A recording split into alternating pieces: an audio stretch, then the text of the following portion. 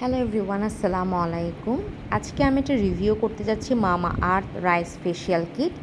এখানে আপনি 6টা স্যাশে পাবেন, যেখানে স্টেপ ওয়াইজ লেখা থাকে কোনটার পর ব্যবহার করবেন, যে কারণে এটার ব্যবহার বিধিটা খুবই সহজ। তো আমি যেটা করি হচ্ছে, প্রথমেই হচ্ছে আমি আমার মতো করে সেট আপ করে নিই অ্যান্ড দেন আমি ইউজ করা স্টার্ট করি। ফার্স্টে আমি ক্লিনজিং দিয়ে আমার স্কিনটাকে ভালো করে ম্যাসাজ করে নিচ্ছি, এটা স্টেপ 1। ওয়াশ করার পরে দেন আমি স্ক্রাব করি, এটা স্টেপ 2। তবে স্ক্রাব করতে করতে আমি একটা খুব ময়শ্চারাইজিং অ্যান্ড অ্যামেজিং ফিল পাচ্ছিলাম। সো এটা আমি খুব ভালোভাবে আমি মাসাজ করছিলাম।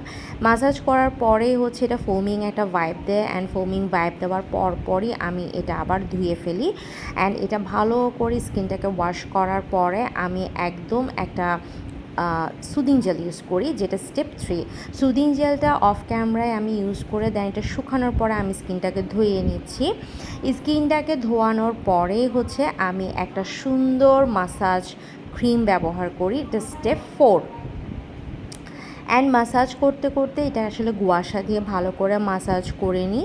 অ্যান্ড গুয়াশা, রোলার এগুলো দিয়ে যখন মাসাজ করি স্কিনটাকে খুব বেশি ডিপ ক্লিন হয়। আর এটা যেখানে যতটুকু প্রেশার দিতে হবে আমি কাউন্ট করে করে ওই মাসাজটা করে নিলাম। অ্যান্ড দেন আমি মাসাজ করার পরে এগেন আমি স্কিনটাকে ভালোভাবে ধুয়ে দিলাম। ধোয়ার পরে আমি হচ্ছে 5 নাম্বারের স্টেপটা করি, এটা আমার ফেভারিট স্টেপ। এটা একটা মাস্ক দেওয়া হয়, মাস্কটা আমি 10 মিনিট ওয়েট করি। 10 মিনিট ওয়েট করার পরে আমি এটা ধুই। ধোয়ার পরে হচ্ছে স্কিনটা খুব চকচক করিতেছে। অ্যান্ড দেন একটা গ্লো প্যাক থাকে, যেটা স্টেপ 6।